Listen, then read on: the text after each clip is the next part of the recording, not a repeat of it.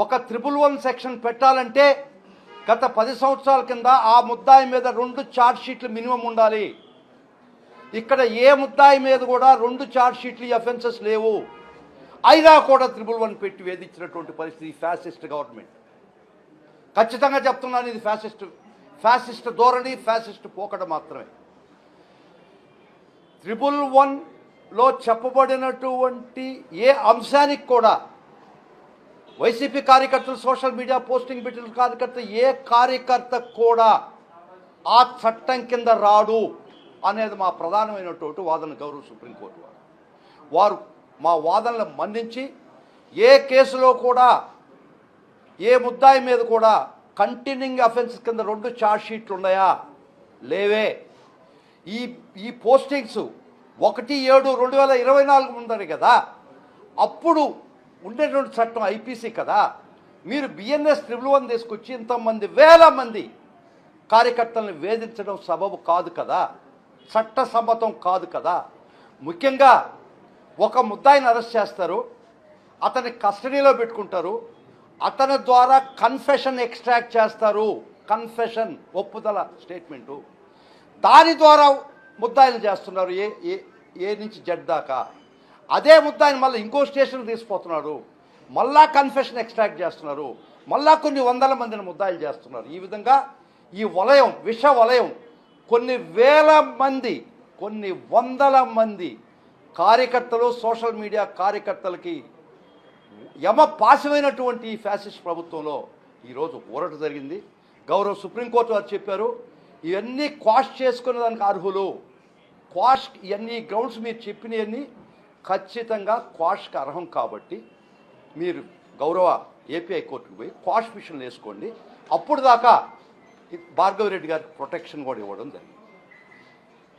ఇది చాలా దుర్మార్గం. 111 అనేది 246 పార్లమెంటరీ కమిటీ రిపోర్టును అనుసరించే బిఎన్ఎస్లో 111 సెక్షన్ పెట్టడం జరిగింది ప్రప్రథమంగా. ఆ పార్లమెంటరీ కమిటీ ఉద్దేశం ఏంటంటే, ఈ 111 ఎందుకు తీసుకొస్తున్నారో బిఎన్ఎస్లో అంటే, అప్పుడు దాకా ఉన్నటువంటి ఐపీసీ చట్టాల్లో, ఐపీసీ సెక్షన్లో కొన్ని అఫెన్సెస్కి సరిగా ఇన్అడిక్వేట్, దాన్ని డీల్ చేయడానికి సరైన సెక్షన్లు లేవని భావించి 246 పార్లమెంటరీ కమిటీ రిపోర్ట్లో చెప్పబడింది ఏంటంటే, those IPC sections existing were not adequate to deal certain situations.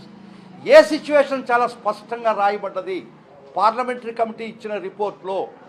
Contract killing, extortion, land grabbing, bank frauds, financial scams, వీటికి మాత్రమే ఐపీసీలో సరైన చట్టాలు లేవు కాబట్టి అందుకని బిఎన్ఎస్ తీసుకురావడం జరిగిందని పార్లమెంటరీ కమిటీలో చట్టం పాస్ చేసేటప్పుడు గౌరవ పార్లమెంటు వారు పాస్ చేసినటువంటి చట్టంలో ముఖ్య ఉద్దేశం ఇది.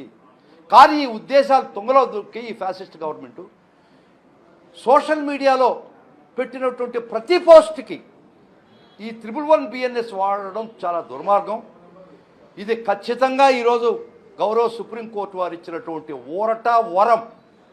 దీనికి కారణం జగన్మోహన్ రెడ్డి గారు ఆదేశానుసారంగా ప్రతి కార్యకర్తను మనం రక్షించుకోవాల్సిన పరిస్థితి ఉందన్న. ప్రతి కార్యకర్తకి మనం రక్షణగా వలయంగా నిలబడాల్సినటువంటి సమయం ఆసన్నమైందన్నటువంటి వాళ్ళకు ఆదేశంతో ఇంత దూరం పోరాడాం. ఖచ్చితంగా ఈరోజు శుభదినం. ప్రతి కార్యకర్తకే భరోసా ఇస్తున్నాం. పార్టీ తరఫున, జగన్మోహన్ రెడ్డి గారి తరఫున భరోసా ఇస్తున్నాం. ఇప్పుడు దాకా మీరు కర్కశమైనటువంటి పోలీస్ బూట్లతో నలిగిపోయినటువంటి ప్రతి కార్యకర్తకి భరోసా ఇస్తున్నాం. ఇంక ఆటలు సాగనివ్వం. ఇది మొదలు మాత్రమే. This is the beginning. This is not the end.